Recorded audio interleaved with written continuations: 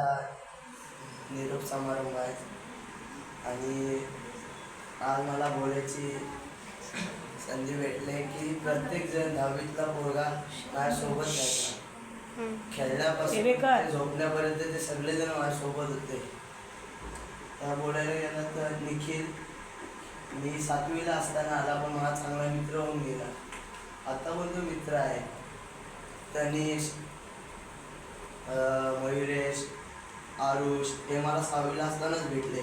त्यांनीच मला इथं कसं राहायचं, कोणाशी कसं वागायचं वगैरे सांगितलं. पियुष तर माझा मावशीचा मुलगा आहे आणि बाकीचे सगळे सूरज, चेतन, पवन, मयुरेश वगैरे ते माझ्या भावासारखे आहेत. भगत तो भले गेम बीममध्ये नसला, काय त्याला आवड नसली, पण त्याला अभ्यासाची आणि मित्र खूप बोलतो. तो माझ्या प्रत्येक गोष्टीत मला काही चुकलं तरी सांगायला भगत तयार असतो.